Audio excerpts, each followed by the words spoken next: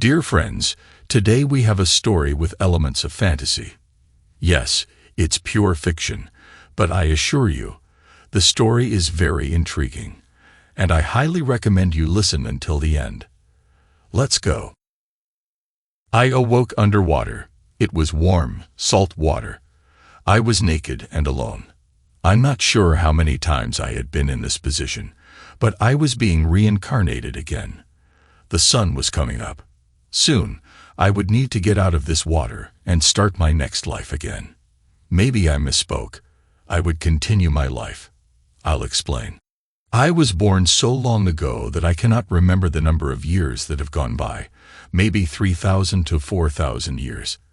Every time I died or was killed, I woke up later in a warm pond of salt water located on a small island somewhere in the world. It was like being reborn, except that my body was returned to that of an 18-year-old in perfect health. I remembered everything from my previous lives. I forgot nothing. Each time I was reborn, those past lives moved further into the back of my mind. The older memories faded from the forefront. They were clear and could be pulled forward, becoming stronger if I worked on remembering. I knew that soon I would be beginning another life. Someone had taken my last life. From past experience, I knew that I would be healed of my wounds completely. My body would be exactly the same as it was over these thousands of years. My features would be perfect, my body scar-free, and my hair returned to its original blonde. Any woman would look at me and feel her heart start to flutter. I could look at a woman and have her surrender herself to me. I was that handsome. After living as many years as I had, I was very intelligent. Someone said that life is a great teacher. I had lived many lives, so I guess I was well taught. I raised myself up out of the water and began to plan my new life. For the last 300 years, civilization had progressed so far that now I had to create a paper trail to explain my being here. In my prior lives, I had started this procedure so that when I awakened, I would already have birth records, a social security number, a driver's license, and all those pesky little documents normal people take for granted. I saved my money and made investments over the years. I had accumulated mountains of money in various accounts because of these habits. I was a billionaire many times over. But I had the money hidden from human eyes. It was split over many identities, in many different accounts, in many different banks, in many different countries. I started to assume my new life. It suddenly occurred to me that I had not died of natural causes. I had been terminated. This was not unusual. I had been executed and had suffered many mishaps over the years. The instant that I died, my body would vanish and I would reappear in this pond. Only this time it was different. I was terminated by my loving wife, Kelly. I began bringing memories of my past life to the forefront. I needed to know why she cheated me, because I might need to protect myself from her. I wanted revenge. So I started concentrating on how it all began so I could make my plans. My past memories of Kelly drifted into my conscious mind. The memory started with me visiting one of the many businesses I already owned on an inspection tour. I had a lot of businesses I'd accumulated over the years. My habit was to buy and sell my existing businesses to myself. I know it doesn't sound right, but just think, every 100 years or so, I had to die, or people might start noticing me. So I sold my current businesses to other businesses I owned under my next identity, and on it went. Because of my physical regeneration, no one alive at the current time would still be alive when I reappeared. All my old friends and companions would have long since died by the time I showed back up. And if anyone was still alive when I returned, who would believe the ramblings of a 100-year-old individual? They would listen to the person and then dismiss their claims of me being old as just dementia. The only thing I had to do was be careful of photographs, and even the few that snuck past my scrutiny were not usually believed by anyone who saw them. People naturally thought that they were seeing lookalikes or distant relatives. No one lived that long, or so they thought. There were times over the years when I visited women I had really loved. These mates were usually on their deathbeds. I just stopped to say goodbye and make their passing easier. Most died happy because I appeared to them in my reborn state. I looked to them as I did 50 to 70 years before when we had met.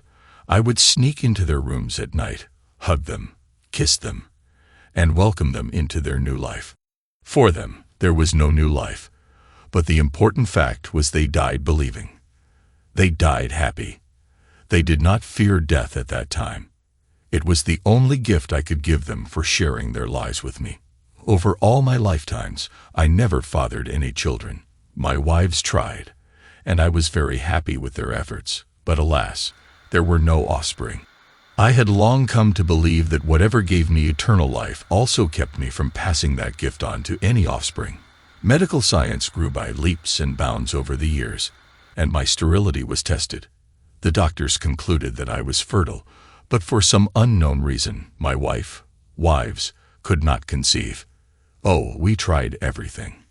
IVF and donor carriers. Nothing worked. My sperm all died trying to fertilize an egg. I knew nothing would work, but I tried for my mate's mental health. Occasionally one of my wives became pregnant. We both knew it wasn't mine. Most left me in shame. Some tried lying, and a few took their life because of their shame. I felt no pity for them because they tried to cheat on me. They got what they deserved.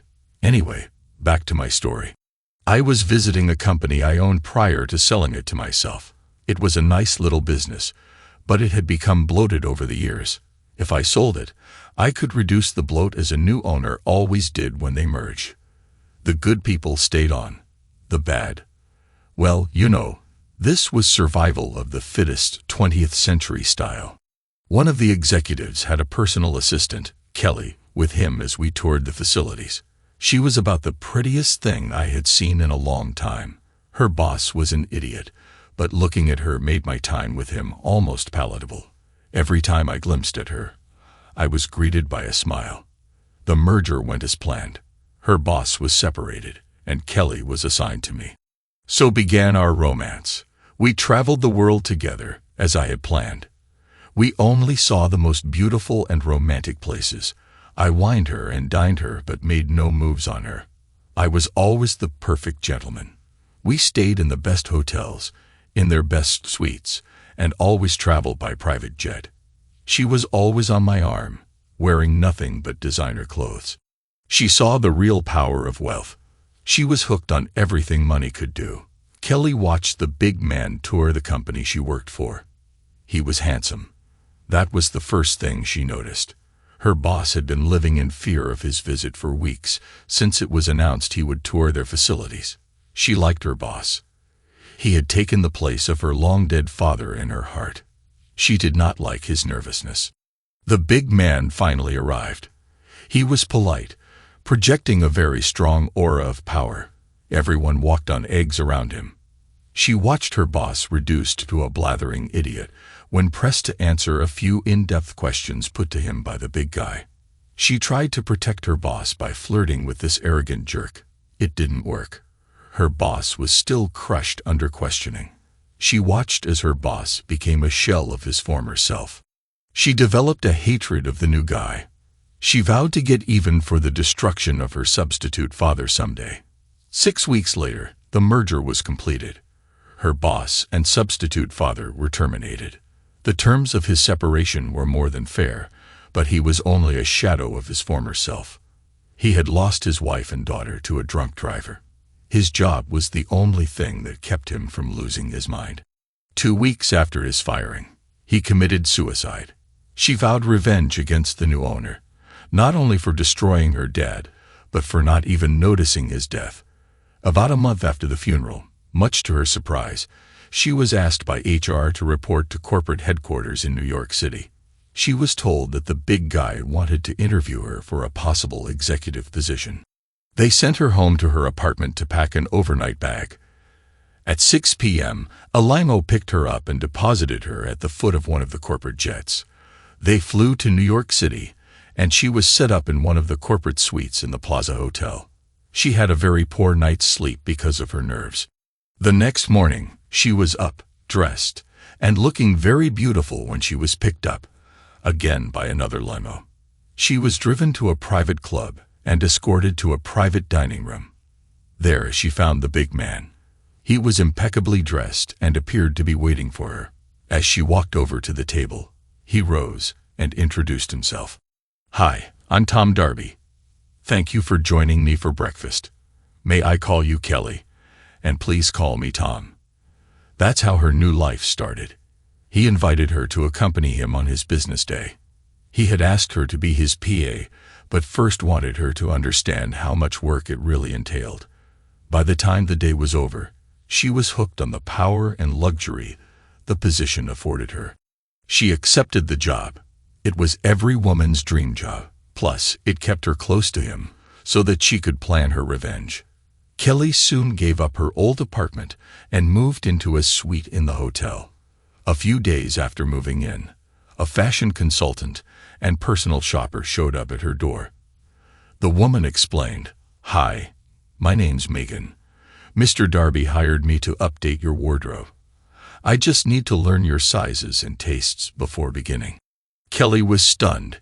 She gave all her personal information and was told to go take a shower. When she finished her shower, she found Megan waiting in the bedroom with loads of boxes.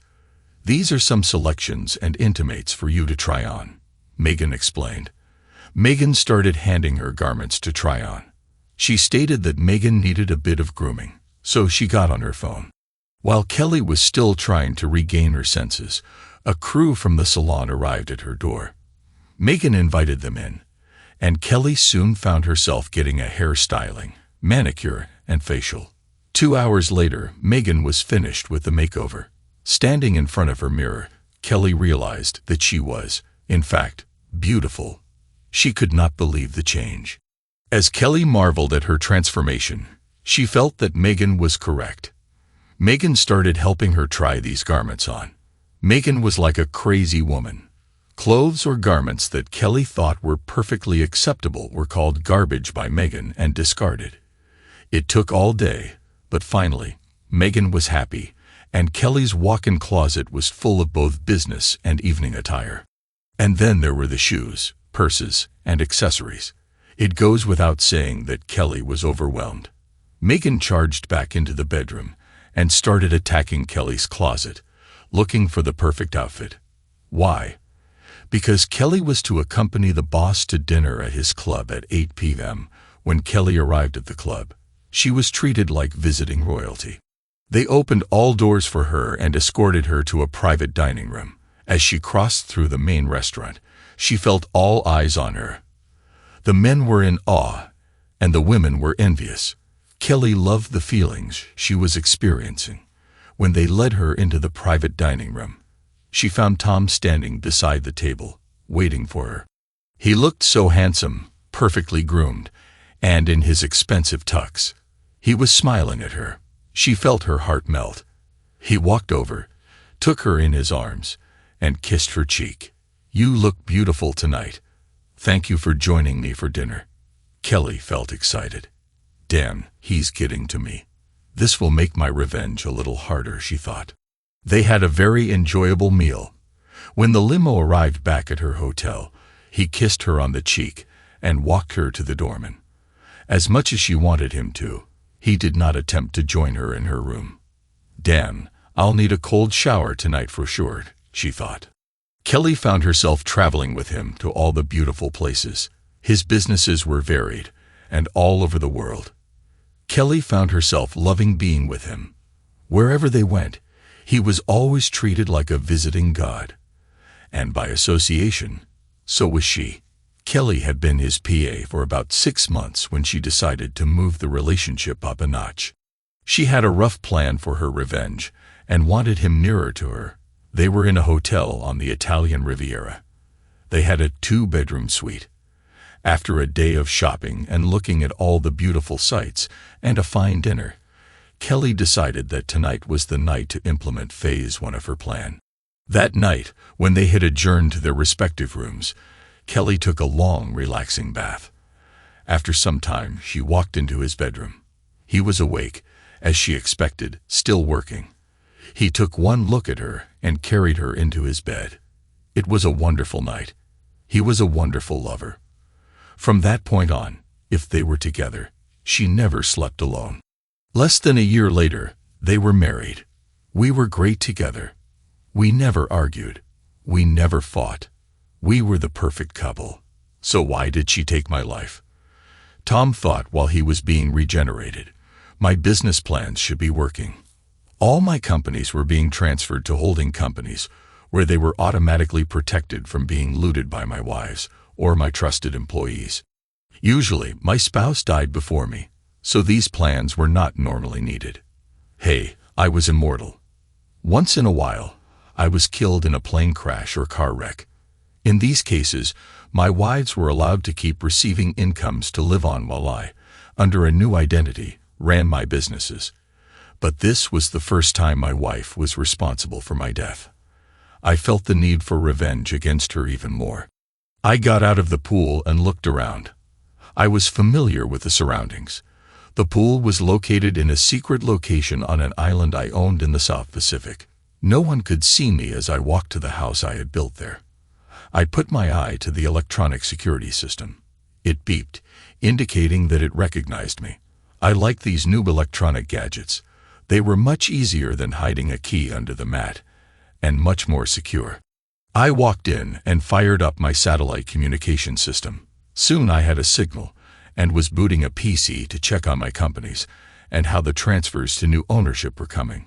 Well, I was surprised when I found that nothing was happening. I looked at the date and realized that I had been dead about 6 months. All the assets should have been transferred by now. What went wrong? I started digging into all the automatic controls I had developed over the years. I finally came across the one common denominator. The systems all thought I was still alive in my old existence. Someone was logging in daily to my personal account with my username and password. If I didn't log in daily, the processes started automatically. There was only one person who could have succeeded in capturing my password, my wife, Kelly. The same wife that took my life. I tried to log in as my old self and found that the password had been changed. Someone thought that by changing the password they could keep anyone out. I guess someone had never heard of a backdoor. The first thing I did after logging in was assess the damage they had done to my empire. After a few days, I determined that someone was funneling cash out of my businesses and into offshore bank accounts, and how they were doing it. As I examined the programs in operation, I was surprised by how slick they were. Whoever wrote them knew what they were doing, how my corporate structure was organized, and how not to get caught. I began to suspect the individuals behind the thefts, but I needed proof before taking action. I loved this, the thrill of the chase and all that. It had been a couple of 100 years since I was this excited. Unfortunately for the thieves, I owned those banks through a series of interlocking corporations, so I could stop the bleeding of my wealth without alerting them. Another couple of hours worth of work, and I had the money hitting the offshore accounts, and then transferring from those accounts to other accounts I controlled. After each transfer, my little program erased all traces of the transfer. It would appear to anyone looking that the transfer never worked. The money never appeared, but it still disappeared from the corporation.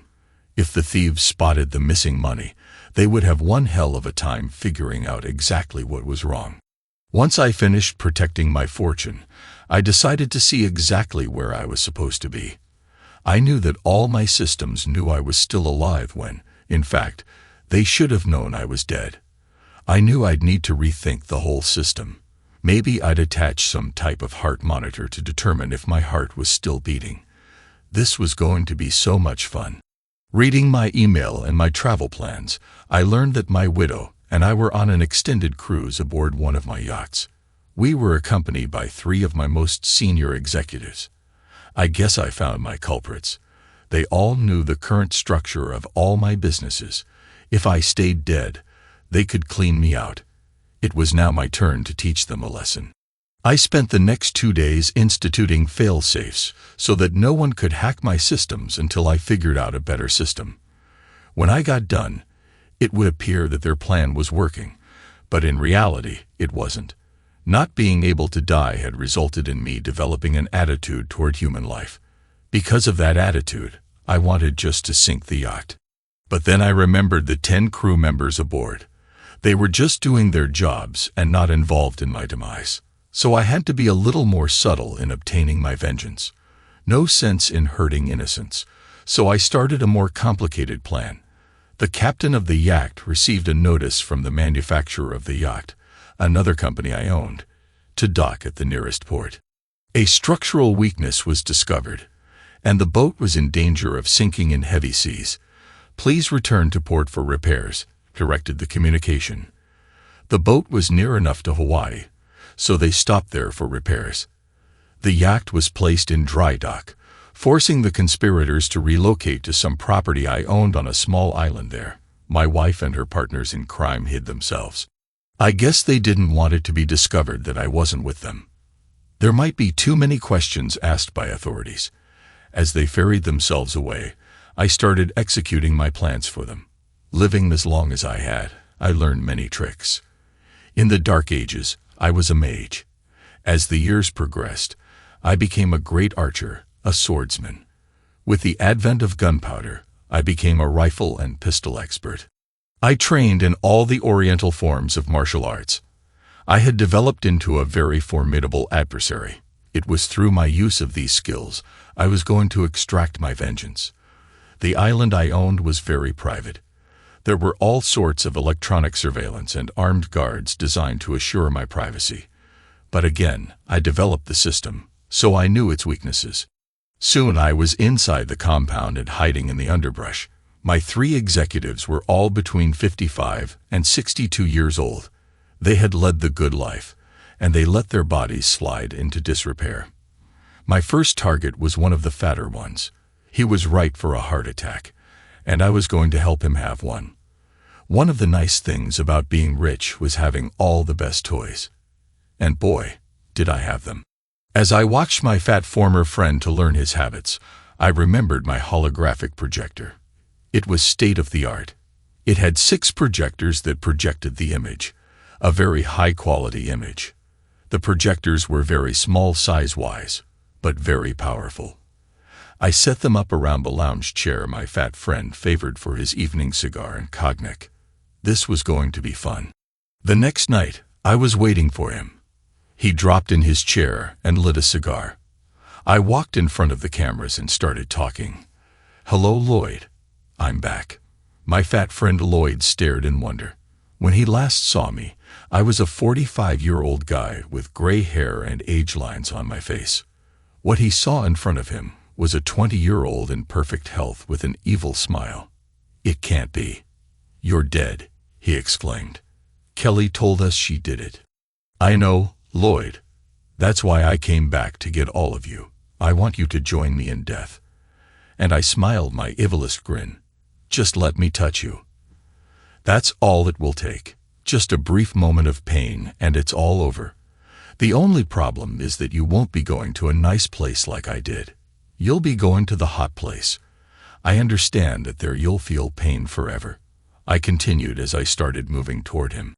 I could see the sweat appear on his forehead and see his chest straining as his heart beat harder and harder. "No, stay away. I don't want to die," he pleaded. I saw the pain appear on his face as his heart beat faster and faster. He was also having trouble breathing. I held my arms out to him and said, "I didn't want to die either, but you and your friends didn't think of what I wanted. Come to me, Lloyd. The pain won't be that bad." And I made the holographic image walk through some lawn furniture. He rolled off his lounger and tried to stand. He grabbed his chest, obviously in pain, and collapsed on the lawn. I watched as his chest stopped moving and his eyes lost their luster and their life. I quickly grabbed up the equipment and disappeared into the dark. About an hour later, some of the servants came looking for Lloyd. They tried to resuscitate him, but it was too late. He was long dead. I smiled in the darkness, trying to decide who my next victim would be. The next day, I spotted one of my other executives walking on the beach, getting ready to swim in the ocean. Quentin stripped completely and covered himself with what looked like sunscreen. I watched him frolic for nearly an hour before leaving the water and drying off. He swam alone, A plan slowly formed in my mind. I never really liked him, so I enjoyed my plan for him. My first step was to attract some sharks to the area he swam in. Some very big, very hungry sharks. For the next week, I gathered up the discarded meat and fish parts from the garbage. The cooks were always trying to prepare very fancy dishes, so there was a lot of waste. I gathered up that waste and kept putting it in the water near where Quentin swam in the morning. By the end of the week, the sharks were gathering in wait for me to feed them every morning at sunrise. There was something about me that the sharks didn't like, so they stayed away from me as I swam out with their food. As soon as I swam away, they went into a feeding frenzy. I had watched Quentin cover himself with sunscreen before swimming every day. One day, I snuck out of the underbrush and stole his sunscreen. Quentin never missed it when he left the beach. That night, I mixed some of the sunscreen with a fish paste. The sunscreen had a strong enough odor that the fish smell was disguised to the human nose. I knew that the sharks would smell the fish odor through the sunscreen. I dropped the tube near the route he always took back to the compound. I left it in a spot he would notice as he walked to the sunscreen. I dropped the tube near the route he always took back to the compound. I left it in a spot he would notice as he walked to the beach. It looked as if he had dropped it the day before when he left. The next morning, I didn't feed the sharks. I wanted them hungry and hanging around the area. Quentin found his sunscreen as he headed to the ocean. I watched as he liberally covered his body with the doctored sunscreen and then started his swim.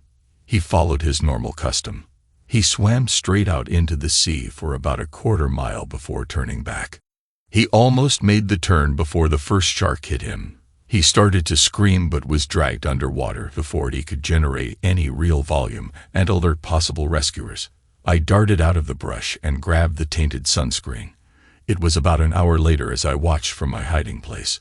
The last of my friends, Martin, walked down to the beach and called out for Quentin. He looked at Quentin's towel and stuff. He called a few more times, looking out to sea. As he was standing there, a really big great white shark broke the surface and rolled on his side. Plainly visible in his mouth was a human arm. My friend stared for a moment, and then vomited in the sand. I retreated into the undergrowth. Soon the beach was crowded with police and such. I stayed hidden and watched all the commotion. The police had trouble believing that 2 men had died on this little island in such a short time. They questioned all the help, my friend Martin, and my wife. They were looking for me and couldn't get a straight answer from anyone as to where I was. They had reports from my headquarters that I was on an extended vacation with my wife, but they couldn't find me anywhere. They were good cops and thus were very suspicious, but could find no proof of foul play. As I snuck away, I thought, 2 down, 2 to go. Martin left the island and returned to Oahu on the police launch. My wife stayed on the island. I was tempted to stay on the island also, but I needed to get to one of my computers and start the fail-safe program to begin the transfers of my holdings to my new identity. I'd get back to her later. But first, I wanted to cut off their funds and any possible escape routes. I waited a few days and used an outrigger canoe to paddle to a larger, more inhabited island, grabbed a water taxi to a bigger population center on another island, and finally booked a seat on an inter-island flight to Honolulu. I was closing in on Martin. Soon I would have my vengeance on him also. Martin was not going to be easy, though. The police were keeping him under close surveillance because he was a suspect in my disappearance. Someone noticed I was missing, as well as the deaths of the other 2. Then there was the fact that he was in the Royal Hawaiian, one of Honolulu's best hotels. He was in a suite on the top floor. It was going to be hard to get to him. But I'd figure out a way. Hell, I had all the time in the world. Kelly couldn't believe how lucky she had become. First, Lloyd had died of a heart attack. He was a weak link in the plan and had to be eliminated anyway. When a servant told her that he had succumbed to the heart attack, she almost slipped and smiled. Lloyd was the computer guy who automated the transfer code. He ran the information systems at the corporate headquarters. He created the methodology for the transfers and then divided the actual coding up among different areas. This way, No one single group was able to determine exactly what the code accomplished. Kelly didn't like him. He was fat, sweaty, and arrogant. He demanded to sleep with her for his cooperation. She needed him, so she complied. She got no pleasure from servicing him. It was just another step in her plan. As she was servicing him one evening, she thought back to her husband. God, she hated that man. Because of him and her desire to get back at him, she was servicing him one evening. She thought back to her husband. God, she hated that man. Because of him and her desire to get back at him, she was forced to have an intimate relationship with this pig. It was another reason to hate him. Soon, she would accomplish her revenge on Tom, her husband, and then she would no longer need these helpers. She was looking forward to eliminating all her partners. Lloyd's death due to heart failure and Quentin's death at the hands of a few sharks proved fortunate. Her first and second problems were eliminated. She didn't believe in fortune. If he wasn't dead, she would have blamed Tom, but she knew he was dead. She herself had repeatedly stabbed him in the back and chest until he stopped reacting to the knife. She then pushed him overboard. She remembered watching his dead body sinking into the depth, his dead eyes open and staring at the water as it closed over his head. The police suspected Martin. They made him accompany them back to Oahu so that they could continue talking to him and watch him closely. Kelly waited a week before sneaking off the island and disappearing. Tom remembered when one day Kelly suggested to him an extended vacation on our yacht. We cruised to all the beautiful places for 3 to 4 months. She claimed that I was working too much and needed to relax. It took almost 3 weeks for me to conclude all the deals I was working on, but eventually off we went. It was just the two of us and a crew of 10 to run the yacht. Okay, it wasn't quite as intimate as I would have liked, but the crew stayed out of sight as much as possible. And that was quite a feat for the male members of the crew because Kelly was completely nude every time she went on deck. It kept me very distracted. Kelly had lured her husband, Tom, onto the boat. They set out upon a cruise to all beautiful places. The cruise was just the two of them and the crew. She needed the crew to give them complete privacy to complete her plan to kill Tom. So she stayed naked once they were out to sea. The crew kept away from any of the places that her body could be seen. This fit her plan. It was as if she and Tom were the only ones on the ship. So she set her eyes on a piece of low-life crew member to use to kill Tom. Her best weapon was to use her body to convince him. So she took the poor fool into her bed. Then she would use him to eliminate her husband. But not all her plans went as she had hoped. When the time came to eliminate Tom, her lover wouldn't follow through. So she went to plan 2. She pulled the trigger on her husband when the time came. Tom used his new alias to rent a house on the ocean, and another alias to rent a suite in the hotel. In the house, he added some computer equipment so he could watch his business empire as well as sneak a peek at his widow and his friend whenever he found it necessary. In the suite, Tom set up a very sophisticated surveillance system to monitor Martin's comings and goings. I was now waiting for Martin to make a move, so I started recovering emails addressed to each of them from the archives. Waiting for Martin to make his next move, I had time. So I read all the emails. After a couple of days of reading, a pattern developed. It seems my widow started her campaign about 12 months before. She began by luring Martin into her grips. Martin was my most senior executive, and because of that position, he ruled my empire. It appears that I had granted him a little too much power and not enough supervision. My widow Kelly slowly seduced him into her bed. Once there, he was hooked. I know how easy it was to become hooked because I've been in that bed also. When she had him, she began her campaign to steal my wealth. He was hopelessly in love and followed her every direction. Kelly was a very smart girl. She made the plans, and Martin saw to their execution. I was a little proud of her. She was very thorough. I guess I could pick real performers. Too bad I missed the character flaw that made her want to kill me. I would need to be a little more careful in the future when I picked the next woman I'd marry. Soon Martin needed some specialized help, so he brought Quentin and Lloyd into the plot. The four of them developed and started the plan. The plan was simple: move all my money to their offshore accounts in small batches.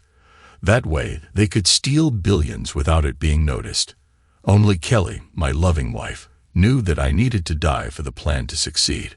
One night, we were on the deck recovering from a very energetic lovemaking when Kelly called me over to the rail to point something out to me.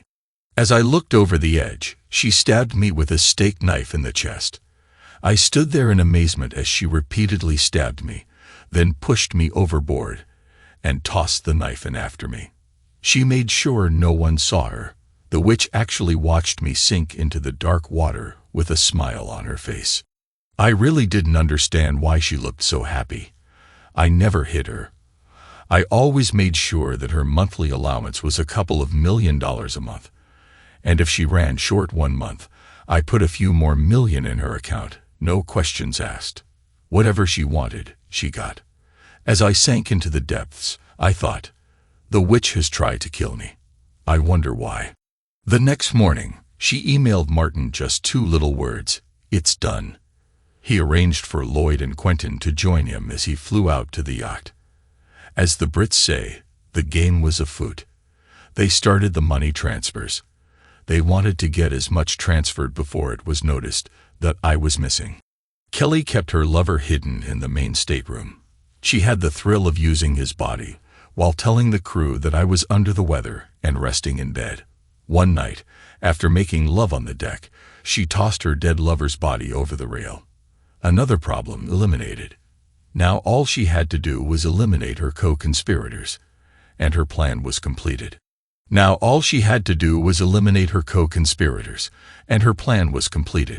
She had made her plans for their deaths, but right now she needed them for a bit longer. But as soon as their parts in the plans were completed, they were gone, along with most of the crew. She planned to arrange to sink the boat. As I read her emails and electronic personal diary, I realized that she was really a heartless witch. It would be challenging to outfox her. It had been many lifetimes since I had a worthy adversary. This was going to be fun. And besides, I owed her one for the knifing. I guess I'll take some time from my story to tell you a little about me. As you already know, I'm immortal. I have lived somewhere between 3,000 and 4,000 years. I am 6 feet tall and weigh about 215 pounds. My body is hard from exercise and looks as if I'm carved out of stone. My hair is a dirty blonde. My eyes, well, let me explain. My eyes are a little strange. They are green. No big deal. But the pupils are where they differ from normal human eyes. If you look closely into my eyes, you will notice that my pupils are elongated slightly. My pupils look more like a reptile than a human. They are not perfectly round.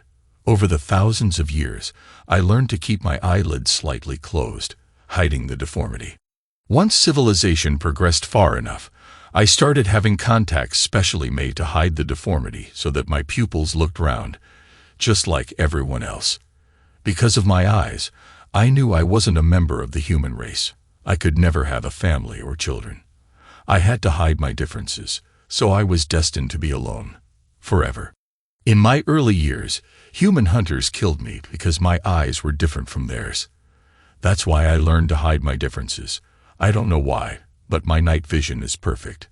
I can see as well in complete darkness as I can in bright sunshine. And for some reason, my sense of smell is like a bloodhound's. It's funny, but for all my differences, animals like me. Dogs, upon seeing me, start wagging their tails. Cats are my friends, and all other forms of wildlife greet me. I have no idea why this occurs, but it can be handy. It's funny, but no animal will attack me. Oh yeah, one more thing. I'm strong. Unhumanly strong. Well, maybe not as strong as Superman, but I'm no chicken either. A couple of months have gone by, and Martin must have started feeling confident. He started appearing in public. First, it was just a walk on the beach, and then it moved up to lunch at various restaurants on the boulevard, and finally nightclubbing. I was watching him, waiting for a pattern to develop in his movements. As soon as I spotted a pattern, I'd make my move. One day, one of the alarms I had put on the offshore accounts went off. Someone was trying to withdraw funds from that account.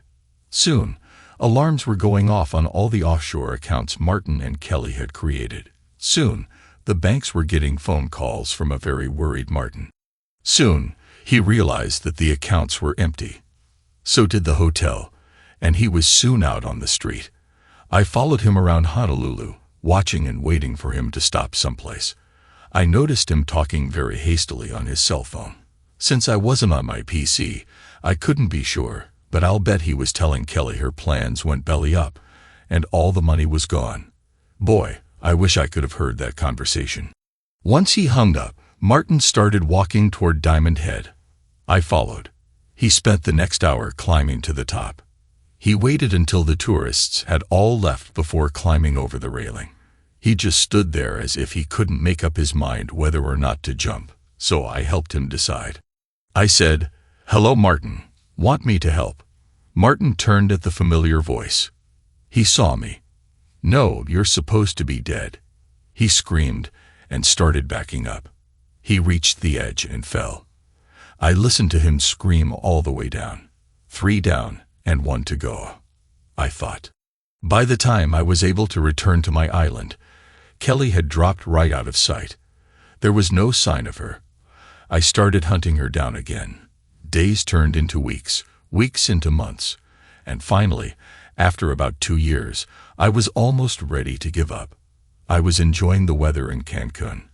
I'd been here about a month, and was contemplating where my next stop would be in my effort to find Kelly. I was walking along the beach when I saw her. No, it wasn't Kelly but a woman who really grabbed my attention. She was beautiful, and she was smiling directly at me. Now, I'm not usually affected by beautiful women, but this one was different. I haven't been attracted like that to human women in hundreds of years, but I was to this one. She walked right up to me and said, "Hi, I'm Adraste. I think I have been waiting for you for all my life." And then she smiled. As I was trying to come up with a cute line, she removed her sunglasses, and I found myself looking into eyes exactly like mine. She had the same elongated pupils I had. She dropped her sunglasses back over her face. "I've always known you were here," she told me. "I've been looking for you for thousands of years. Shall we see if we are destined to be mates?" I smiled and said, "Hi, I'm Gary this time. And you have a great idea." We walked along the beach until we found a coffee shop to rest and get acquainted. We drank coffee until we thought our bladders would explode. The longer we talked, the fonder I grew of her. She talked about her existence. She reached womanhood about 500 years ago. At that time, she started sensing my presence. She did not know who I was or how to find me, but she knew I was destined to be her mate.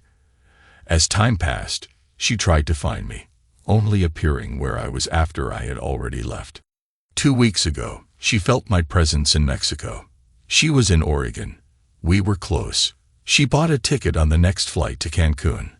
When the plane landed, she felt me nearby.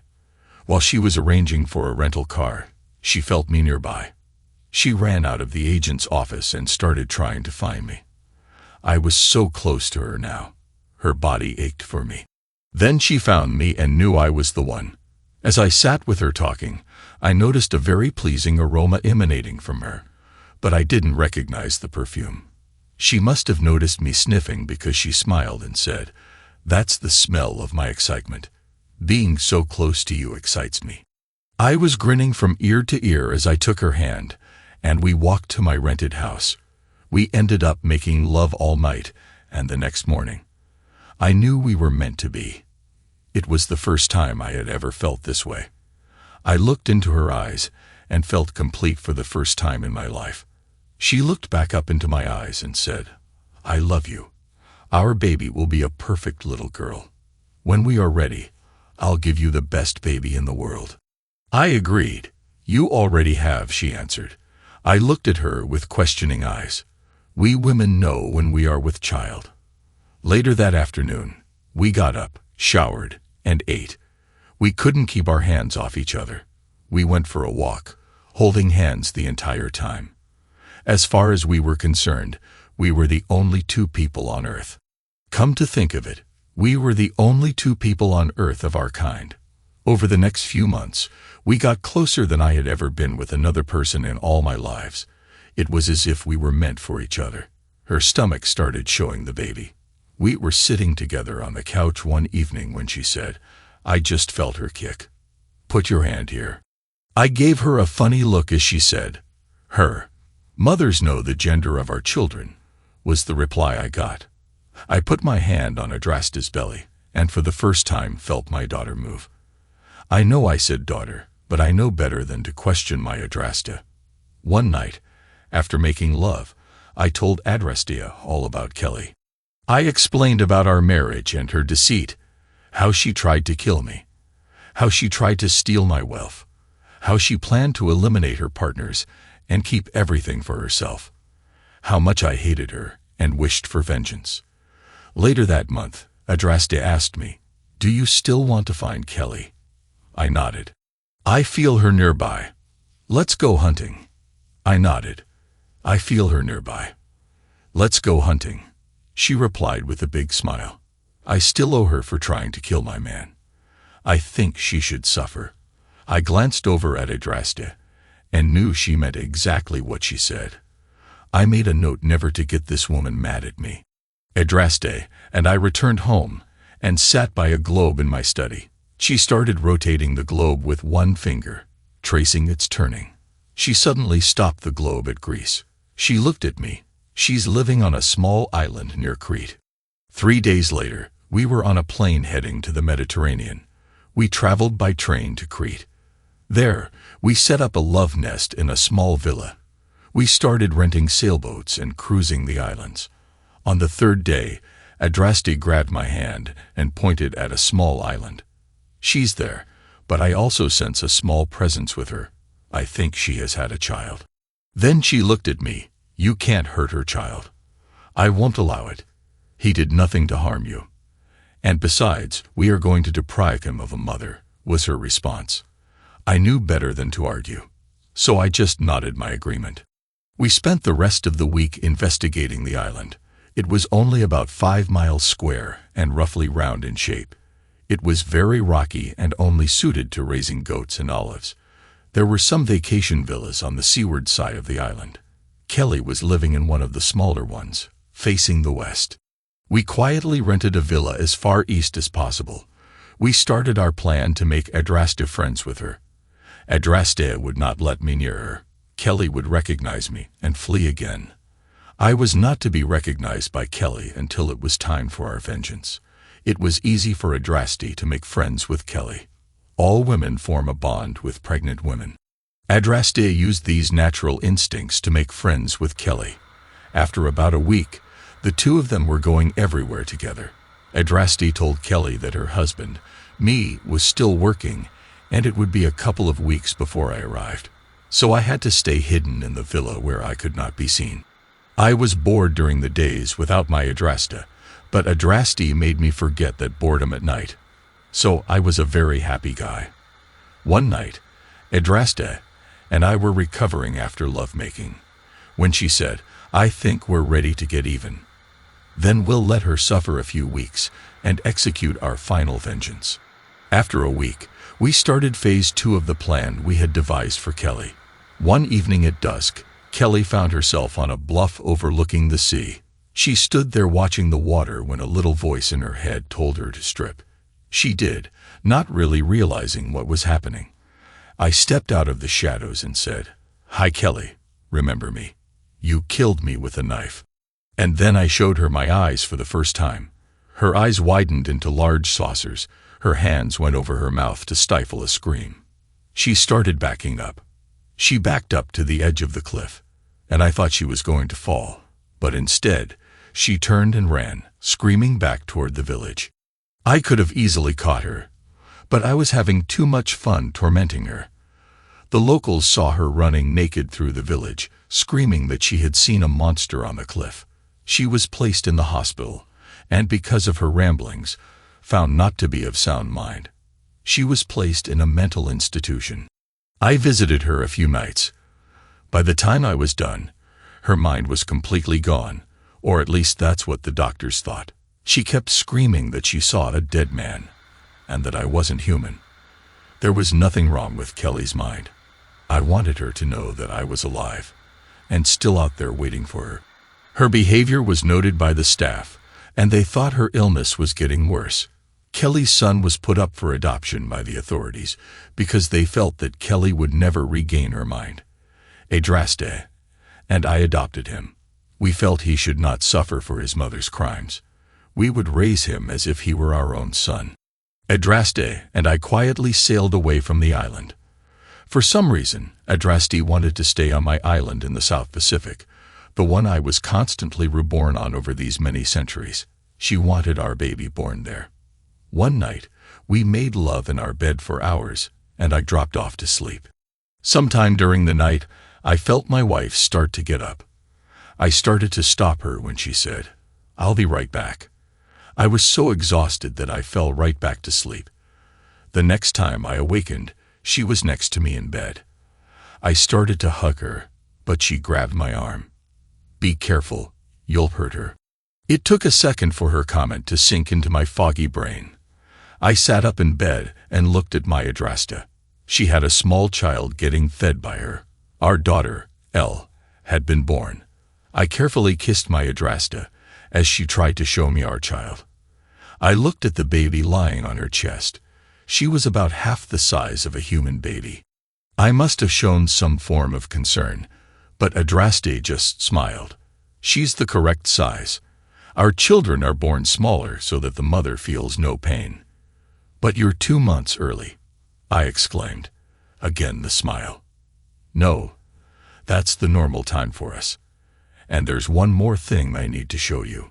She unwrapped the blankets from around our daughter. Then I saw it. Our daughter had a small tail. It was sort of cute for a tail, that is. "It will disappear before she is 1 year old," I was told. I touched it, and it wrapped around my finger. I felt a strange tingling in my hand. "Don't move yet. She's learning about you," Adraste whispered. As the years went by, I always wondered how Adraste got all this knowledge about our daughter. But she never told me. I watched the children grow. Elle grew into a beautiful young woman, just like her mother. Kelly's son turned out to be gifted. He soon graduated from college and started working his way up in my businesses. But Elle was actually in charge. After all, she was immortal. Before I knew it, 60 years had elapsed, and it was time for Adraste and me to disappear from this life and start another. Too many of our age group were dying, and we would start to stand out. Elle would understand because she was also an immortal. Our son and his family were normal. They would grieve for us and mourn our loss.